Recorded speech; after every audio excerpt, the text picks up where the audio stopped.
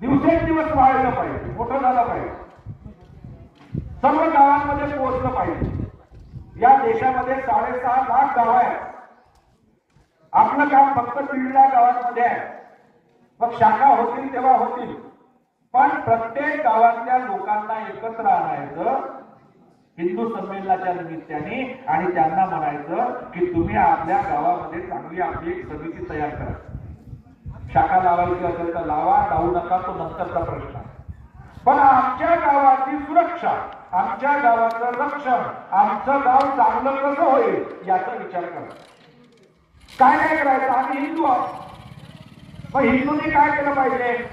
तर आपल्या गावामध्ये कोणीही बाहेरचा माणूस येऊन आमच्या गावातल्या लोकांना बिघडवणार नाही, त्यांना व्यसनाधीन करणार नाही, त्यांना व्यसनांच्या आहारी लावणार नाही, याची काळजी घेतली पाहिजे.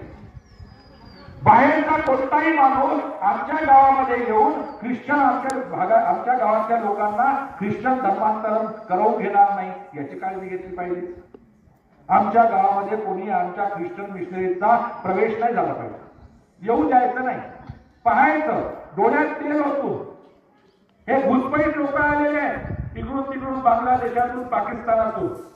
त्या घुसपैठी लोकांना आपल्या गावात येऊ द्यायचं नाही, असा विचार केला पाहिजे.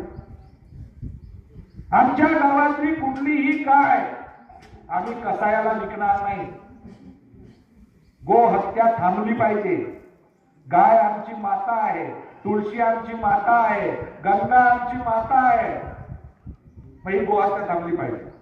त्या गायीमुळे आमचं जीवन आहे.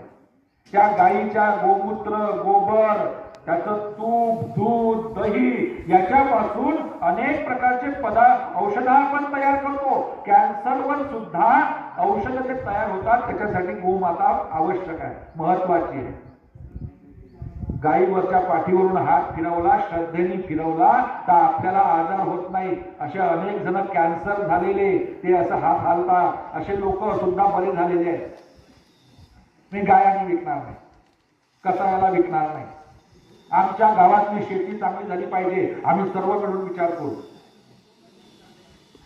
चांगल्या चांगल्या गोष्टी आमच्या गावात, स्वच्छता राहिली पाहिजे. आमच्या गावामध्ये मंदिर आहे, दिवा लावला पाहिजे, वाटून घेतलं पाहिजे. आज दिवा यांच्या कुटुंबातून येईल, उद्या दिवा त्यांच्या कुटुंबातून येईल. गाव वर्षभरातून एखादा चांगला भंडारा केला पाहिजे. पूर्ण गावच्या गाव एकत्र आलं पाहिजे. भक्तीमध्ये आपलं गाव रंगून गेलं पाहिजे.